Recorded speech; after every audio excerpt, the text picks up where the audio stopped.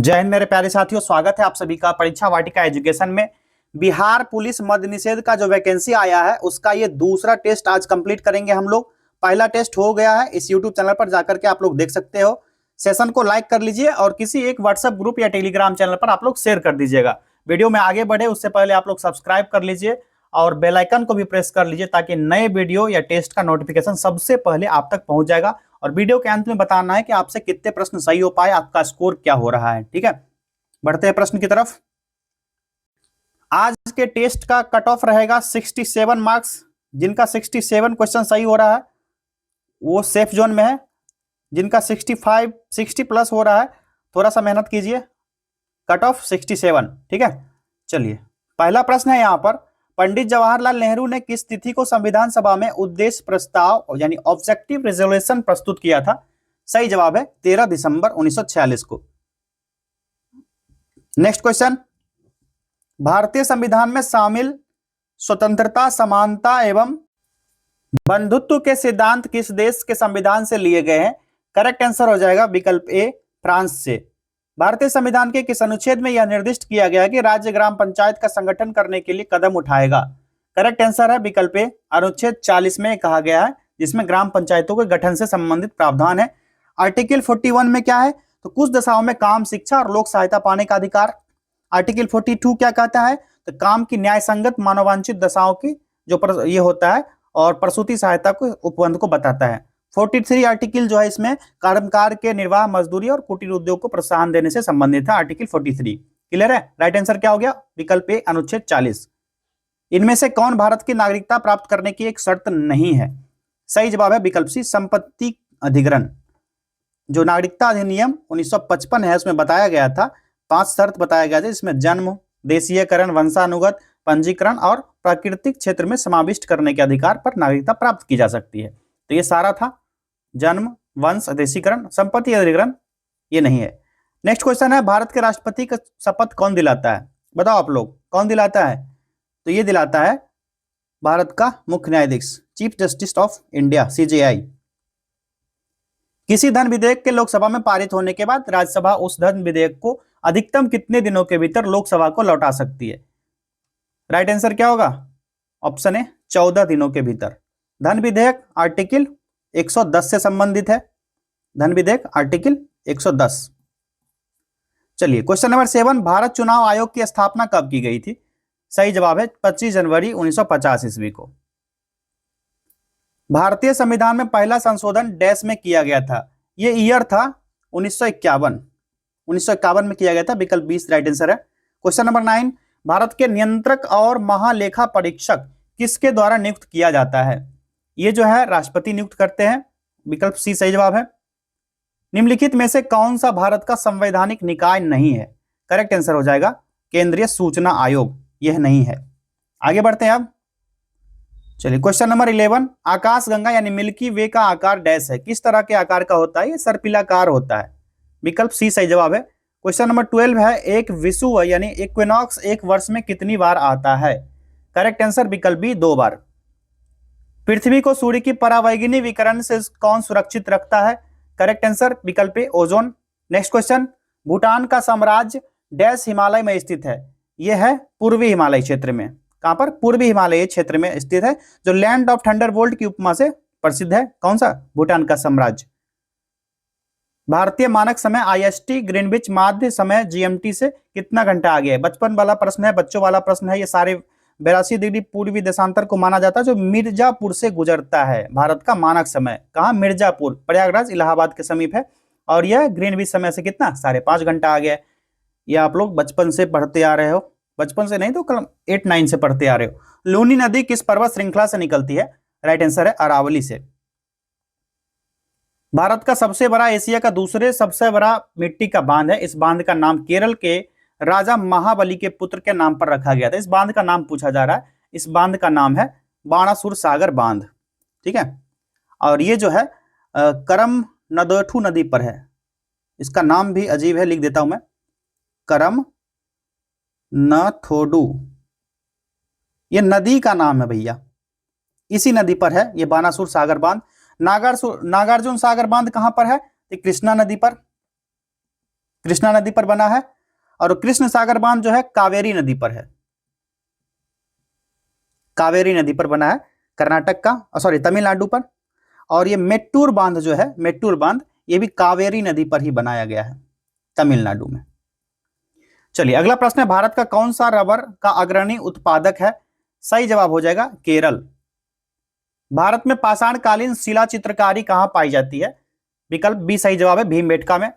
Next question है, जातक कथाएं डैश से संबंधित है? सही जवाब इसका हो जाएगा विकल्प बी, बौद्ध धर्म से संबंधित जातक कथाएं। इसमें बौद्ध ग्रंथ त्रिपिटक का ये भाग है। बौद्ध धर्म की स्थापना जो गौतम बुद्ध ने 6ठी शताब्दी ईसा पूर्व में और 5वीं शताब्दी के पूर्व के मध्य में किया था। और इनका जन्म कब हुआ था? 563 ईसा पूर्व। इसी से संबंधित है ये जातक कथाएं। किस मूल भारतीय राजवंश ने अपने शासकों के चित्र वाले सिक्के जारी किए थे? सही जवाब है विकल्प सी, सातवाहन वंश। ठीक है, सातवाहन वंश ने। नेक्स्ट क्वेश्चन है, प्राचीन संस्कृत ग्रंथ अष्टाध्यायी के लेखक कौन है? विकल्प बी सही जवाब है, पाणिनि। पतंजलि के एक ग्रंथ का नाम बताइए। महाभाष्य, जो पूछा जाता है एग्जाम में अक्सर। महाभाष्य किनका ग्रंथ है? पतंजलि के द्वारा लिखा गया है। और इनका बताइए आप लोग। चरक द्वारा, चरक संहिता लिखा गया, चरक संहिता। पाणिनि के द्वारा हो गया अष्टाध्यायी। अष्टावक्र के द्वारा क्या लिखा गया? आप लोग कमेंट करना। चलो आगे बढ़े। क्वेश्चन नंबर 23, मोहम्मद गोरी की सेना और पृथ्वीराज चौहान के बीच 2 बार युद्ध हुआ, जिसमें डैश की दूसरी लड़ाई पृथ्वीराज चौहान हार गए, उसके साम्राज्य पर कब्जा कर लिया। पानीपत का दूसरा लड़ाई था ना। विकल्प बी इसका करेक्ट आंसर हो जाएगा, पानीपत का दूसरा लड़ाई। सेकेंड लड़ाई कब हुआ था? सेकेंड हुआ था 1192। और पहला कब हुआ था? 1191 में। तो पहला में पृथ्वीराज जीते, दूसरे में मोहम्मद गोरी जीता। उसके बाद पृथ्वीराज चौहान को बंदी बना लिया, उसके बाद उनको सजा दे दिया था, मौत की सजा। भारतीय इस्लामी शिल्पकला जो कुतुब मीनार एवं अलाई दरवाजा जैसे स्मारकों में दृष्टिगोचर है, भारत के किस युग से संबंधित है? सही जवाब है विकल्प बी, दिल्ली सल्तनत। नेक्स्ट क्वेश्चन है, कन्नौज की लड़ाई में शेरशाह सूरी द्वारा हुमायूं को डैश में पराजित किया गया था। ये ईयर था 1540 ईस्वी।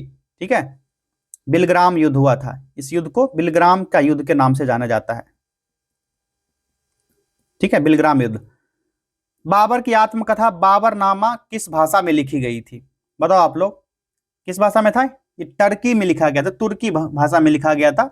इसमें बाबर ने अपने जीवन की अनेक घटनाओं को विस्तार से लिखा है। इसके माध्यम से बाबर द्वारा भारत में जो उसने युद्ध किया उसकी जानकारी मिलती है, और जो बाह्य आक्रमण हुआ था या फिर इसी ने आक्रमण जो किया भारत पर, तो उस समय राजनीतिक दशा क्या था भारत का, उसका भी विवरण मिल जाएगा इसमें। और यह आत्मकथा जो है बाबर द्वारा पानीपत और खानवा के युद्ध में अपनाई गई जो तुलगामा युद्ध प्रणाली था, इसके बारे में ज्यादा इसमें चर्चा है। तुलगमा युद्ध प्रणाली, ठीक है, तुलगमा युद्ध प्रणाली बाबरनामा से लिया गया है, इसी से संबंधित है। और ये बाबर से संबंधित ये युद्ध प्रणाली है। चलो अगला प्रश्न है, जब फ्रांसीसी नेतृत्व में फ्रांस ने डैश पर कब्जा कर लिया था, तब पहला कर्नाटक युद्ध लड़ा गया था। ये कब लड़ा गया था? तो पहला कर्नाटक युद्ध जो हुआ था 1746 से 48 के बीच हुआ था। सबसे पहले तो ये जान लो आप लोग।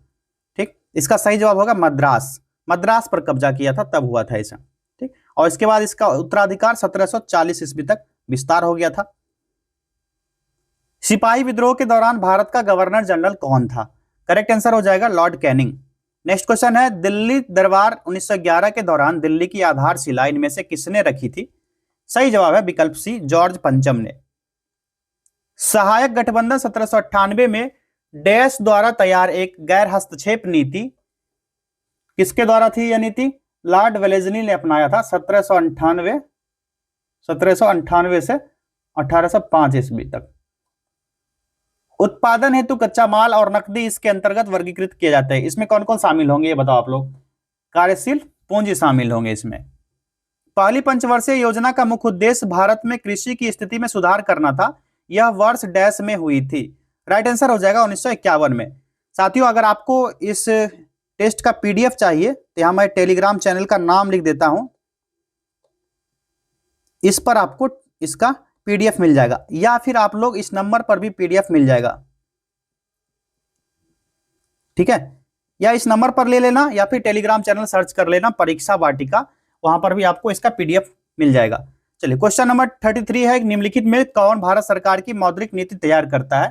करेक्ट आंसर हो जाएगा विकल्प बी, RBI के गवर्नर। नेक्स्ट क्वेश्चन है, भारत में राज्य सरकार द्वारा डैश कर लगाए जाते हैं, कौन किस तरह के टैक्स लगाए जाते हैं? तो शराब पर उत्पादन शुल्क लगाया जाता है इसमें से। नेक्स्ट, वित्तीय क्षेत्र में FCCB का पूर्ण रूप क्या है? फुल फॉर्म पूछा जा रहा है FCCB का, तो यह होता है non foreign currency convertible bond होता है, विकल्प सी। ऑपरेशन ग्रीन्स एक सरकारी योजना है, इसका उद्देश्य क्या है? विकल्प डी, टमाटर, प्याज और आलू यानी टॉप की फसलों की आपूर्ति में स्थिरता लाना। स्वच्छ विकास तंत्र कार्यक्रम क्लीन डेवलपमेंट मैकेनिज्म प्रोग्राम का उद्देश्य डैश को कम करने के लिए किया जाता है। सही जवाब है क्या? विकल्प डी, ग्रीन हाउस गैस उत्सर्जन को। कर्नाटक का कामला त्योहार किससे संबंधित है? बताओ आप लोग, राइट आंसर क्या होगा? विकल्प बी, भैंसों की दौड़ से संबंधित है यह त्योहार, और ये तटीय इलाका में आयोजित किया जाता है। और यह त्योहार जो है तमिलनाडु के जलीकट्टू जो त्योहार होता है वहां का, जलीकट्टू, उसी से मिलता जुलता है। कौन सा? कंबाला त्योहार। नेक्स्ट क्वेश्चन है 39, गिद्दा किस राज्य का लोक नृत्य है? पंजाब का। पंडित जसराज किस क्षेत्र से प्रख्यात है? करेक्ट आंसर हो जाएगा शास्त्रीय संगीतकार थे ये। लाइफ ऑन माय टर्म्स किसकी आत्मकथा है? करेक्ट आंसर है शरद पवार जी का। 50 साल के राजनीतिक और सामाजिक मुद्दों का इसमें विस्तृत वर्णन किया गया है। क्वेश्चन नंबर 42 है, अंतर्राष्ट्रीय महिला दिवस हर साल डैश मार्च को मनाया जाता है? आप सभी को पता है यह मनाया जाता है कब? 8 मार्च को प्रत्येक वर्ष। कैलाश सत्यार्थी डैश के संस्थापक हैं? बचपन बचाओ आंदोलन। यूनेस्को का मुख्यालय कहाँ है? पेरिस में है, ठीक है। इसका गठन कब हुआ था यूनेस्को का? 1945 में। इसका मुख्यालय पेरिस में है जो कि फ्रांस में है, ठीक है। और इसमें 193 देश हैं यूनेस्को में, और 11 जो है सहयोगी देश हैं। और इससे संबंधित करंट अफेयर्स भी आप लोग नोट करते रहिएगा। भारतीय अंतरिक्ष कार्यक्रम का जनक किसे कहा जाता है? सही जवाब है विकल्प बी, विक्रम साराभाई को। चलिए क्वेश्चन नंबर 46 है, निम्नलिखित में से कौन जमीन से हवा में मार करने वाली मिसाइल है? Very easy answer option B, Trishul जो है, ठीक है, त्रिशूल। ओके, ब्रह्मोस क्या है? सतह से सतह मार करती है, सतह से सतह, जमीन पर मार करने वाली मिसाइल है। अग्नि मिसाइल क्या है? जमीन से जमीन पर, जमीन से जमीन पर। और ये K-15 सागरिका जो है ये सबरीन लॉन्च बैलिस्टिक मिसाइल है। क्या है? Ballistic missile, BM। चलो अगला प्रश्न है, कंप्यूटर के संदर्भ में वेट वेयर क्या होता है? ये वेट वेयर जो होता है मानव मस्तिष्क होता है, वेट वेयर। चलिए नेक्स्ट क्वेश्चन है, 1 पेटाबाइट यानी 1 PB 1024 क्या होता है? सही जवाब है 1024 टेराबाइट होता है, TB होता है, ठीक है, TB। चलिए नेक्स्ट क्वेश्चन देखते हैं, बढ़ते आगे। 58, निम्नलिखित में से कौन से आयन जल की कठोरता के लिए जिम्मेवार है? सही जवाब इसका क्या होगा? बताओ आप लोग। एक्सट्रीमली सॉरी, ये क्वेश्चन छूट गया था ना, 48 तक किए थे हम लोग, 49 देख लेते पहले। प्रोसेस्ड डेटा को डैश के रूप में जाना जाता है? इसको जाना था जानकारी के रूप में। नेक्स्ट है UDP क्या है? UDP जो है ये संयोजन संचार है। संयोजन संचार जो होता है CL मोड में संचार के रूप में भेजा जाता है। तो विकल्प बी इसका सही जवाब होगा, कनेक्शन रहित प्रोटोकॉल है। दाब मापने के लिए SI मात्रक क्या है? SI यूनिट पूछा जा रहा है, तो ये हो जाएगा पास्कल। नेक्स्ट, बहुत उच्च तापमान को मापने के लिए किस उपकरण का उपयोग किया जाता है? सही जवाब है पायरोमीटर। निम्नलिखित भौतिक मात्राओं में से कौन सी एक अदिश राशि है? अदिश राशि इसमें से हो जाएगा यन का मापांक। नेक्स्ट क्वेश्चन है, एक तोप का गोला दागा गया है, इस गोले की गति डैश का एक उदाहरण है? विकल्प बी सही जवाब होगा, प्रक्षेप्य गति का उदाहरण। टीवी रिमोट कंट्रोल डैश के सिद्धांत पर कार्य करता है? राइट आंसर इंफ्रारेड तरंगे, इस पर आधारित है यह। क्वेश्चन नंबर 56 कह रहा है कि निम्नलिखित में से सबसे अधिक परमाणु द्रव्यमान वाला तत्व कौन सा है? सही जवाब इसका हो जाएगा विकल्प ए, कैल्शियम, Ca। उस अम्ल की पहचान करें जो पाचन में मदद करता है? यह हो जाएगा हाइड्रोक्लोरिक अम्ल, HCl। चलिए अब आएंगे 58 नंबर क्वेश्चन पे, हम लोग पहले बढ़ गए थे आगे। निम्नलिखित में से कौन सा आयन जल की कठोरता के लिए जिम्मेवार है? तो इसका सही जवाब क्या होगा? अब बताओ आप लोग, इसका राइट आंसर हो जाएगा ऑप्शन बी, कैल्शियम और मैग्नीशियम के आयन से संबंधित है। निम्न में कौन सा पदार्थ सबसे कठोर होगा? तो हीरा एक पारदर्शी रत्न है, विकल्प बी। निम्नलिखित में से कौन सी कोशिकीय संरचनाएं प्रोटीन संश्लेषण के लिए उत्तरदायी होती है? राइट आंसर इसका हो जाएगा विकल्प डी, राइबोसोम। राइबोसोम जो सजीव कोशिका के कोशिका द्रव्य स्थित एक बहुत ही सूक्ष्म कण होता है जो प्रोटीन के संश्लेषण और कोशिकीय संरचना में महत्वपूर्ण भूमिका निभाता है। क्वेश्चन नंबर 61 है कि ग्रेगर मंडल का आनुवांशिकता का मूल नियम किस सब्जी पर उसके द्वारा किए गए कार्य पर आधारित है? क्लास 11th में पढ़े होगे आप लोग, तो ये है किस पर? मटर पर प्रयोग किया था इन्होंने। निम्नलिखित में से कौन सी दुनिया की सबसे तेज दौड़ने वाली चींटी प्रजाति है? ये हो जाएगी सहारन सिल्वर चींटी। 63 रक्त में आरबीसी के बढ़ने से कौन सी स्थिति बन जाती है? करेक्ट आंसर हो जाएगा ये पॉलीसाइमेथिया की स्थिति बनेगी। खाद्य श्रृंखला के किस स्तर में मिलीपीड, स्प्रिंगटेल, वुडलाइट्स, गोबर मक्खियां और घोंघा शामिल होते हैं जो मृत या सड़ने वाले पादपों या जंतुओं से पोषण प्राप्त करते हैं? करेक्ट आंसर इसका क्या होगा? विकल्प ए, अपर्दाहारी। नेक्स्ट क्वेश्चन है, राष्ट्र पर वेबसाइट और मोबाइल ऐप को कब लॉन्च किया गया? करेक्ट आंसर विकल्प डी, 25 दिसंबर 2024 को। BRICS youth council entrepreneurship working group का आयोजन कहां होगा? भारत में होने वाला है, ठीक है, भारत में। चलिए अब रीजनिंग का प्रश्न आ गया। वंदना उत्तर पूर्व दिशा की ओर जा रही है। पहले तो डायरेक्शन आप लोग जानिए, ये हो गया नॉर्थ, ये साउथ, ये ईस्ट हो गया और ये वेस्ट हो गया। तो ये हो गया नॉर्थ ईस्ट, ठीक। तो वंदना को उत्तर पूर्व चलाइए ये दिशा में। कितना किलोमीटर? 5 किलोमीटर। चल बहन वंदना 5 किलोमीटर चल लो। उसके बाद वो दाएं और ठीक 90 डिग्री में मुड़ जाती है। 90 डिग्री मुड़ेगी इस तरह से, 90 डिग्री का कोण बनाइए यहाँ पर। और यहाँ पर मुड़ने के बाद अब वह किस दिशा की ओर चल रही होगी? ये कौन सा दिशा है? यहाँ तक गई, उसके बाद यहाँ से इस तरफ मुड़ती, यानी इस तरह ये इस दिशा में मुड़ रही है ना, तो कौन सा दिशा होगा?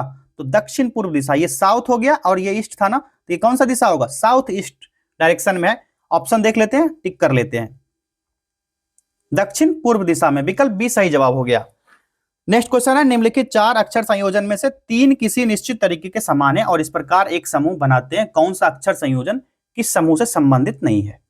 अब देख लो आप लोग, इसमें क्या है बताया जा रहा है। एक्स में यू को घटाइए, -3 का संबंध है। वी में आर को घटाइए, -4, ठीक। यू में आर घटेगा, -3। एस में पी घटेगा, -3। तो ये सारे मिल रहे हैं, -3, ये 4, ये -4 का संयोजन है। विकल्प सी इसका करेक्ट आंसर होगा, संबंधित इससे नहीं है। गणितीय चिन्हों के उस सही संयोजन का चयन करें जिसे क्रमिक रूप से स्टार चिन्ह के स्थान पर रखने पर दिया गया समीकरण संतुलित हो जाता है। चलिए बताइए क्या होगा? इसको करते हैं इंटू प्लस माइनस करके देखते हैं। पहले जो बॉडमास का रूल है उसके अकॉर्डिंग हम लोग करके देखेंगे सबसे पहले, ठीक है। तो सारे में आ रहा है, चलिए 30 × 4 + 2 - 1 = 121। यह है ना, प्लस = दिया गया, स्टार नहीं दिया गया। अब बताइए 3 चौक 12 + 2 - 1, 2 में से 1 गया, कितना होगा? 1 हो जाएगा ना। ये कितना हो गया? 121, 120 + 1 121, 121 = 121। ये संतुलित हो रहा है विकल्प डी से, इंटू प्लस माइनस से।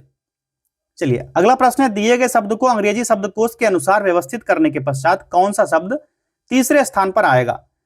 इसका सही जवाब क्या होगा? चलिए सॉल्व किया जाए। ये सीरीज है ना, सबसे पहले क्या है? सीरीज दिया गया है। इस सीरीज को व्यवस्थित कीजिए, क्या होगा? सब में SE है, सारे में SE है, ठीक। अब देखिए SER तक है, सेम, इसमें भी है, तीनों में R तक है।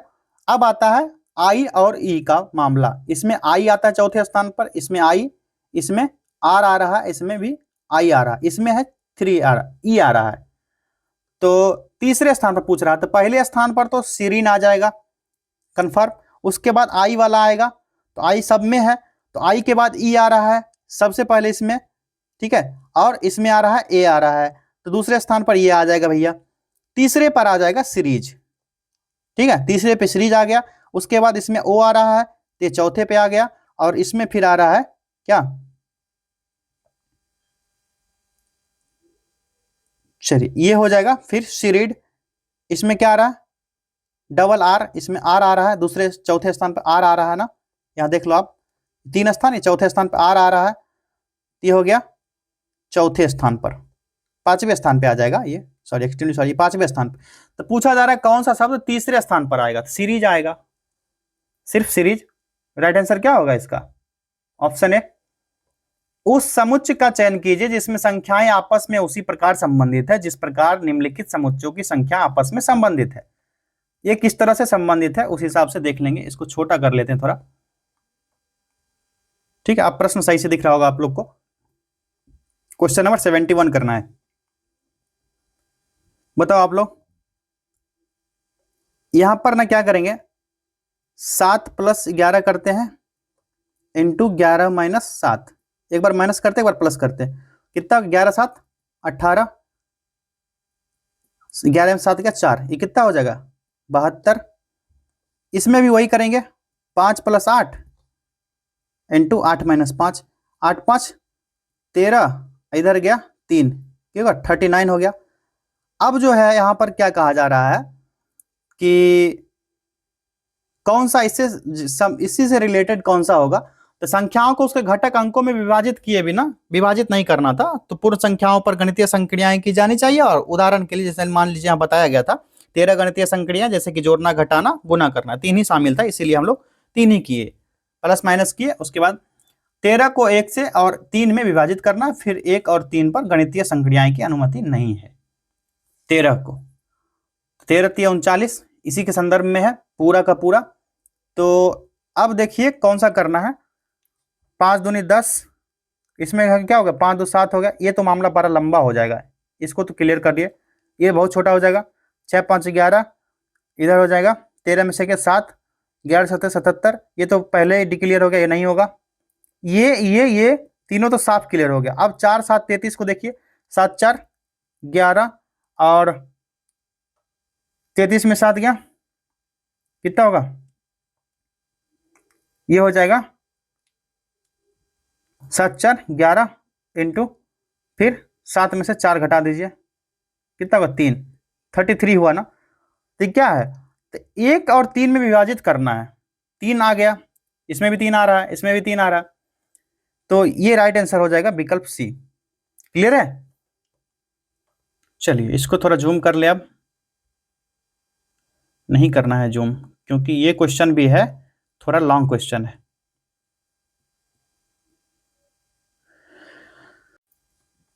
कथन क्या कह रहा है, सभी जेड एक्स है, तो क्या है, सभी जेड एक्स है, ये जेड है भैया, ठीक।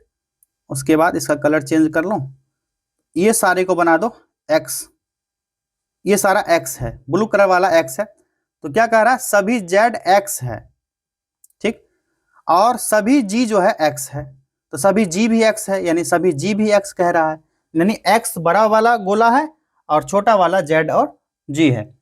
कह रहा है कि कुछ जी जेड है, कुछ जी क्या होगा जेड, ये संभव है कभी भी, सारा का सारा एक्स है, ये रॉन्ग, ठीक। दूसरा कह रहा है कि सभी एक्स जो है जी है, तो सभी एक्स जो है जी, तो कैसे हो सकता है, कुछ ही एक्स हो सकता है, क्योंकि जी तो छोटा वाला गोला है, ये भी गलत है। कुछ जेड एक्स है, तो कुछ जेड की सभी का सभी जेड एक्स ही है, क्योंकि ये बड़ा गोला एक्स है ना, सारा जेड तो इसी के अंदर है, तो ये भी जो दिया गया है सारा गलत ही दिया, तीनों का तीनों स्टेटमेंट गलत है। यहां पर देखते हैं ऑप्शन क्या सही हो सकता है। यहां पर क्या कह रहा है कि केवल 3 अनुसरण करता है, यहां पर कोई अनुसरण ही नहीं कर रहा है, राइट हो जाएगा विकल्प डी, कोई भी निष्कर्ष अनुसरण नहीं करता है। एक काला, एक लाल, एक हरे रंग के पासे एक साथ फेंके जाते हैं, संख्याओं का योग ये जो है कितना है, ग्रेटर देन इक्वल टू 17 होने की प्रायिकता क्या होगी। इसको सॉल्व कीजिए आप लोग, फेंका जाएगा 3 पाला, 5 6 6, 5 6 2 अंक लीजिए, 17 17 से अधिक आने की संभावना, मान लीजिए 6 5 11 6 17, ठीक। फिर बन सकता है 6 5 11, 6 17, 2 हो गया, 6 6 12, 5 17, 3 ही पासा हमारे पास है, 6 6 12, 6 18, ये तो नहीं होगा।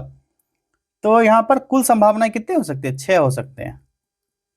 ठीक, 3 रंग के है ना, 1 2 3, 3 ही रंग था, 6 3 हो गया। तो यहाँ प्रायिकता क्या निकलेगा? 1 2 3 और 4 का प्रायिकता निकलेगा। तो ये हो गया 6 6 36 6 216। यहाँ पर क्या निकला? 4 अंक से 4/216 कितना हो जाएगा? 4/216, ये हो गया 4 कम 4, 54 चौक 216, 1/54 हो गया। विकल्प 1/54, विकल्प सी करेक्ट आंसर हो गया इसका। चलिए अगला प्रश्न है, यहां पर समांतर माध्य ज्ञात करने कहा जा रहा है। इसको डिलीट भी करना है ना, चलिए इसको पहले डिलीट कर लेता हूं ताकि यहां पर सॉल्व करने में होगा ये क्वेश्चन। चलिए इसको पूरा देते हैं, मिटा ही देते हैं, कहानी खत्म। चल भैया क्वेश्चन नंबर 74 देखिए, नीचे दिए गए आंकड़ों का समांतर माध्य ज्ञात कीजिए। क्वेश्चन नंबर 74 कैसे निकलेगा? तो यहां पर x का मान और f का मान दिया गया है, इसका माध्य क्या होता है? तो ये होता है, पता आप सभी को, सिग्मा एफ एक्स निकालेंगे तो ये टोटल कितना होगा जोड़ के? 10 6 16 18 24 30, ये हो गया 240, 4 3 7, 4 11, 2 13, 1 14, 1 15, कितना होगा? एफ एक्स क्या हो गया? 240 और सिग्मा एफ क्या हो गया? 15। समांतर माध्य का formula sigma F x upon F होता है 240/15, ये हो जाएगा 15, 1 से बचा इधर कितना? 5 20, 15 छक 90, 16 इसका राइट आंसर हो जाएगा, विकल्प सी। चलिए अगला प्रश्न है, तल 3x - 4y - 2z = 6 द्वारा निर्देशांक अक्षों के साथ निर्मित अंतःखंड क्या होंगे? इसको सॉल्व करना है, तो मैं आपको हिंट कर दूं, आप लोग सॉल्व कर लोगे। इसका समीकरण बना देते हैं, x/a plus y/b plus z/c = 1। ठीक है, यहां पर क्या करना है आपको? x के जगह पर मान पुट कर देते हैं, 3x - 4y - 2z = 6, ये है। अब क्या करना है? ये हो जाएगा x के जगह पर x/2 - 2y/3 - z/3 = 1। अब यहां से आप लोग सॉल्व कर लेना, ठीक है, सॉल्व कर लेना। और मैं आपको बता दूं इसका राइट आंसर होगा -3 तो आएगा निश्चित रूप से, यहां पर साफ साफ दिख रहा है -3 आएगा। तो -3 वाला कौन सा पार्ट है? ये सारा खत्म हो गया, इसमें से कोई राइट आंसर होगा। आप लोग सॉल्व करके आंसर कमेंट करना, ठीक है। अब नेक्स्ट टेस्ट में हम लोग इसका सॉल्यूशन लेकर के आएंगे। आप लोग देखिए, इसको सॉल्व कीजिए, देखते हैं आप लोग से सॉल्व होता है या नहीं। चलिए कुछ चीजें आप पर भी छोड़ना है। cos 20 degree plus cos theta, class 10th में भी पढ़ के आए हो आप लोग। मान निकालिए, इसका क्या होगा? ये हो गया cos 20 degree upon sine 90 degree minus 20 degree, 70 degree बना लेते हैं। अब प्लस करेंगे cos थीटा बटे साइन 90 डिग्री माइनस थीटा। ठीक, अब क्या करेंगे? cos 20 डिग्री बटे cos 20 degree plus cos theta upon cos theta. ठीक, इसका मान 1 प्लस इसका मान 1, कितना? 2। Correct answer option B. चलिए क्वेश्चन नंबर 77 देखिए, वो बड़ी से बड़ी संख्या ज्ञात कीजिए जिससे 49, 147, 322 को विभाजित करने पर प्रत्येक स्थिति में समान शेषफल प्राप्त हो। अब क्या कीजिए, 147 में 49 घटाइए, कितना होगा? 98 होगा। 322 में क्या कीजिए, 147 घटा दीजिए, 175 होगा। अब 322 में क्या करेंगे? 49 घटा देंगे, कितना होगा? 273 होगा। यहाँ पर क्या करना है? 98, 1 75 और 273 का HCF निकाल लीजिए आप लोग। HCF क्या निकलेगा, चलिए 98 का HCF निकालते हैं, यहीं पर निकाल लूं, यहीं पे कोशिश करता हूं। 98 7 दूने 14 सते 98, 175 का 5 पचे 25 सते 175, 2 73 का 3 सते 21 गुना 13। यहाँ पर HCF क्या निकल आएगा, 7 7 निकल के आया HCF, विकल्प ए करेक्ट आंसर। चलिए क्वेश्चन नंबर 78 है। यहाँ पर त्रिभुज दिया गया है, ABC की माध्यिका P त्रिभुज ABC का केंद्रक है। यदि AP इक्वल टू 14 सेंटीमीटर तो PD की लंबाई पूछा जा रहा है, बताओगे आप लोग। चलिए ये ट्रायंगल बनाते हैं हम लोग, एक प्यारा सा ट्रायंगल घिसा पीटा। चलिए A B C और D, ये क्या है, इसको P पॉइंट मान लेते हैं। अब क्या कर रहा है, AP 14 सेंटीमीटर है, AP और PD क्या हो गया 2:1, ठीक है ना। AP कितना दिया गया, 14 सेंटीमीटर दिया गया है, यहां पर PD का मान नहीं दिया गया, तो क्या होगा, PD इक्वल टू 14 गुना 1/2, कितना होगा 2 सतह 14, 7 एकम 7 सेंटीमीटर हो गया। राइट आंसर विकल्प ए हो जाएगा। किसी वृत्त के ऐसे त्रिज्यखंड का क्षेत्रफल ज्ञात करें जिसकी त्रिज्या 4 सेंटीमीटर और कोण 30 डिग्री है। करेक्ट आंसर हो जाएगा विकल्प सी, 4.186। सॉल्व किया हुआ क्वेश्चन है ये, पिछले टेस्ट में आया था क्वेश्चन। एक राशि पर प्राप्त किया गया साधारण ब्याज राशि का 25/36 है, वर्षों की संख्या ब्याज दर वार्षिक दर के बराबर है, किसके वार्षिक दर के बराबर होगा। तो SI क्या हो जाएगा, 25/36 क्या हो गया, सिंपल इंटरेस्ट, क्या होगा R equal to T equal to X।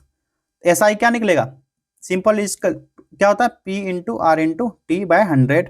अब आप लोग यहां से सॉल्व कर लेना, P का मान X मान लीजिए, R का मान X मान के 36 दिया गया था ना, तो क्या हो गया X स्क्वायर इक्वल टू हो जाएगा 2500/36, कितना आएगा निकल के 218, इधर काटेंगे, चलो इसको काटना ही नहीं है, इसको छोड़ दें, 36 था ना, एज X इक्वल टू 5 × 5 = 25, इधर कर देंगे 6 × 6 = 36, 50/6, ये हो जाएगा 8.33%। बहुत शॉर्ट में सॉल्व किए हैं, आप लोग सॉल्व कर लेना। Option C is the correct answer. चलिए अंग्रेजी से प्रश्न अब आएगा, 2 अंग्रेजी से पूछा जाता है ना, लेकिन हम लोग 2 से अधिक कराएंगे क्वेश्चन आपको। और जो बच्चे बिहार दरोगा की तैयारी कर रहे होंगे या बिहार पुलिस की भी कर रहे हो, अगर एडीओ की तैयारी नहीं भी करते हो, तो एडीओ में ना पहला पेपर जो है एडीओ का हिंदी और अंग्रेजी से संबंधित है, उसका ना 20 सेट करवाया गया इसी चैनल पर, उससे जाकर के आप लोग देख लोगे तो हिंदी इंग्लिश का लगभग प्रॉब्लम ही सॉल्व हो जाएगा, कुछ पढ़ना नहीं है उसमें, इतना सारा फैक्ट्स बता दीजिएगा, सारा टॉपिक क्लियर करवा दिए हम लोग। Select the option that will improve the underlined part of the sentence. In case no improvement is needed, select no improvement required. चलिए ऑप्शन देखते हैं क्या है। We were took on the vineyards for a tour. इसका right answer क्या होगा, सही जवाब हो जाएगा विकल्प ए। टेकन टू के जगह पर ना टू कौन जो है, यहां पर टेकन टू ले जाना प्रयोग सही होगा, ये टेकन टू किसके जगह पर, इसके जगह पर, ये गलत है। Select the most appropriate antonym of the given word. Betterment का एंटोनिम क्या होगा, बटरमेंट मतलब क्या होता है, सुधार या उन्नति, सुधार या उन्नति, तरक्की, तो इसका उल्टा क्या होगा, तरक्की का उल्टा क्या होगा, एंटोनिम उल्टा पूछा जा रहा है, तो विकल्प बी। डिटोरेशन होता है, ठीक है, डिटोरेशन मतलब क्षय, इसका मतलब होता है क्षय या खराबी, इसका उल्टा। बाकी प्रोग्रेस मतलब तरक्की या प्रगति, प्रोस्पेरिटी मतलब संपन्नता, इस सारा का सारा इसका सिनोनिम्स हो जाएगा, इसका बटरमेंट का। एडवांसमेंट मतलब उन्नति, उन्नति या वृद्धि, ये सारा का सारा इसी संबंधित है, अच्छा या खराबी इसका उल्टा डिटेरियोरेशन हो जाएगा, ठीक है, deterioration. Select the option that will improve the underline part of the given sentence. यहां पर नो इंप्रूवमेंट चूज करने को कहा जा रहा है। स्टेटमेंट दिया गया है, although he got the message he rushed home, correct answer इसका हो जाएगा विकल्प B, as soon as. Select the option, यहां पर क्या कहा जा रहा है, given the group of words, यहां पर दिया गया इस ग्रुप का वर्ड कौन सा है, सेलेक्ट करना, सब्स्टिट्यूट करना है। इस type of substance or material that burns very quickly, correct answer inflammable, विकल्प D. Select the option that can is used as a one word substitute for the given group of word. ये है a plan or route to be followed on a journey. तो यहां पर जो group of words हो जाए, a plan or route to be followed on a journey, यहां पर विकल्प ए जो है ना, जो इटिनरी होता है, इटिनरी ये हो जाएगा, मतलब होता है यात्रा, कार्यक्रम, यात्रा कार्यक्रम से संबंधित है। The following sentence has been, यहां पर क्या कहा जा रहा है, कंटेंस ग्रामेटिकल एरर चूज करने। सेंटेंस पढ़िए, इफ आई विल मीट पहला पार्ट, माई फ्रेंड दूसरा part, my friend today, I shall give तीसरा पार्ट, हिम दिस बुक, ये 4 पार्ट दिया गया। चारों में से यहां पर जो एरर पूछा जा रहा है, इफ आई विल मीट, ये पार्ट जो है एरर है। यहां पर क्या होना चाहिए, इफ आई मीट, यहां पर विल का प्रयोग नहीं होना चाहिए, क्योंकि कंडीशनल सेंटेंस में यदि रिजल्ट सेंटेंस और principal clause future indefinite tense में होगा तो सब ऑर्डिनेट क्लॉज और कंडीशनल वाक्य समानता प्रेजेंट इंडेफिनिट टेंस में होता है। क्लियर है? Select the most appropriate antonym of the word volatile. Volatile का एंटोनिम क्या होगा? वोलेटाइल मतलब होता है परिवर्तनशील या अनिश्चित, अनिश्चित होता है। इसका उल्टा क्या होगा? निश्चित होना चाहिए या नियमित होना चाहिए, तो इसका उल्टा हो जाएगा सर्टेन। सर्टेन मतलब होता है निश्चित, ठीक है। इरेटिक का मतलब क्या होता है? अनियमित, अनियमित, ठीक है। ये सारा जितना है ना, बी, ए और सी, ये इसका सिनोनिम हो जाएगा, समानार्थी सब होगा। सबल क्या मतलब क्या होता है? ये सबटल मत पढ़िए, सबल पढ़िए इसको, सूक्ष्म, ठीक। फ्लाइटी का मतलब चंचल या सनकी, चंचल या सनकी के संदर्भ में भी इसको यूज कर सकते हैं हिंदी में। क्वेश्चन नंबर 88 देखिए, select the incorrectly spelled word. यहां पर इनकरेक्ट कौन सा है? Option B, occurrence. ये जो है ना गलत दिया गया है, ऑक्यूरेंस की वर्तनी अशुद्ध है, इसको शुद्ध लिखा जाए तो ऑक्यूरेंस होगा। यहां पर डबल आर का यूज होगा, लिख दूं ओ क्यू, क्योंकि यहां वोवेल है ना, तो यहां पर डबल आर यूज होगा, ENCE, ठीक। जैसे ओवेल के आगे डबल सी कंजक्शन आता है तो डबल का प्रयोग होता है, उसी तरह यू के बाद डबल वोवेल का यूज होगा, ऑक्यूरेंस, इस तरह से। Part of the given sentence have been given as option one of the certain grammatical error. Select the option that has the error. ये है statement, I could not went for my sister's wedding in Rajasthan as I had my final examination at the time. इसका correct answer क्या होगा? यहाँ पर जो दिख रहा है could not went, ये जो है ना यूज नहीं, इसके जगह पर ना could not go का यूज होना चाहिए, could not go का यूज होना चाहिए, ना कि went का यूज होना चाहिए, इसीलिए ये एरर है। यहाँ पर go, ये इसका बाद ये पूरा का पूरा सेंटेंस गो लगाने से राइट हो जाएगा, तो एरर यही था, विकल्प डी। चलो आगे के प्रश्न है, यहां पर भी ग्रामेटिकल एरर कहने जा रहा है। यहां पर है the nature channel gives a lot of interesting information, तीसरा पार्ट ऑन वाइल्ड लाइफ। ये 4 पार्ट दिए गए, चारों में से कौन सा यहां पर एरर होगा? इसका सही जवाब हो जाएगा गिव्स अ लॉट ऑफ, ये एरर दिया गया, यहां पर गिव्स ए लॉट ऑफ या ए लॉट ऑफ का प्रयोग होगा, क्योंकि अधिक से सेंस में ना ए लॉट ऑफ या लॉट्स ऑफ का प्रयोग होता है, तो ए लॉट्स ऑफ नहीं होगा, यहां पर ए लॉट ऑफ कीजिए या फिर लॉट्स ऑफ का यूज कीजिए, यहां पर ए लॉट्स ऑफ नहीं होगा। चलिए अब हिंदी के प्रश्न आएंगे। स्पृश्य का विलोम क्या होगा? अस्पृश्य, वेरी इजी, लेकिन अस्पृश्य कौन सा वाला? डी वाला, ये तालव्य स वाला। दर्शिका शब्द में प्रत्यय होगा, तो प्रत्यय किसको कहते हैं? जो किसी शब्द के अंत में जुड़कर उसके अर्थ में विशेषता या परिवर्तन उत्पन्न करता है, तो उसको प्रत्यय कहते हैं। ये होगा ईका, ईका प्रत्यय इसमें। महाज और इस मिलकर क्या होगा? महेश हो जाएगा। जिसे किसी वस्तु की स्पृहा ना हो, अनेक शब्दों के लिए एक शब्द का प्रश्न है ये, इसके लिए उपयुक्त शब्द क्या होगा? तो जिससे किसी वस्तु की स्पृहा ना हो, चाहत ना हो, उसको कहा जाएगा निस्पृह। गुरु के समीप रहकर शिक्षा ग्रहण करने वाला क्या होता है? बताइए आप लोग। इसको कहा जाता है अंत्यवासी, या इसको उपनिषद में, उपनिषद भी कहा जाता है, गुरु के समीप शिक्षा ग्रहण करना, उपनिषद। अन्य अन्य शब्द युग्म के सही अर्थ भेद का चयन कीजिए। करेक्ट आंसर होगा विकल्प अनाज दूसरा। अन्न मतलब अनाज, अन्य मतलब दूसरा। सर्प, मेढक, सिंह, घोड़ा, वानर, हाथी आदि को पहचानने वाला शब्द क्या है? कौन सा होगा बताओ आप लोग। तो हरि, जिसका अनेक अर्थ होता है हरि। अक्ष का अनेकार्थी शब्द बताइए, अक्ष का। तो इसका धूड़ी हो जाएगा, धूड़ी। ठीक है, धूड़ी हो गया। और अस्थिर का बताओ आप लोग, अस्थिर का क्या होगा, कमेंट कीजिए। चलिए क्वेश्चन नंबर 99 देखते हैं। मीमांसा का सही पर्यायवाची शब्द क्या है, किसका, मीमांसा का। तो हो जाएगा समालोचन। आखिरी प्रश्न है, आए थे हरि भजन को ओटन लगे कपास, कहावत का अर्थ कौन से विकल्प में बताया गया है। इसका मतलब होता है कि किसी कार्य विशेष की उपेक्षा करके किसी अन्य कार्य में लग जाना, मतलब करने चले थे कोई और काम, बीच में दूसरा काम मिल गया, फिर वो करने में लग गए। तो इसका सही जवाब हो जाएगा विकल्प ए, किसी कार्य विशेष की उपेक्षा कर किसी अन्य कार्य में लग जाना। चलिए साथियों, सभी प्रश्नों को हमने कर लिया, टोटल 100 क्वेश्चन।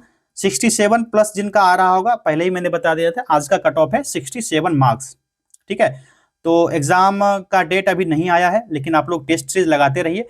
हर वीक में 2 टेस्ट करवाया जाता है बिहार पुलिस का। अगर आप में से कोई भी बच्चा एडीओ की तैयारी कर रहे हैं तो कंटिन्यू इसका टेस्ट चल रहा है, और दरोगा का तैयारी कर रहे हैं, बिहार एसआई का तैयारी कर रहे हैं, तो एडिटेरिया का टेस्ट सीरीज चल रहा है।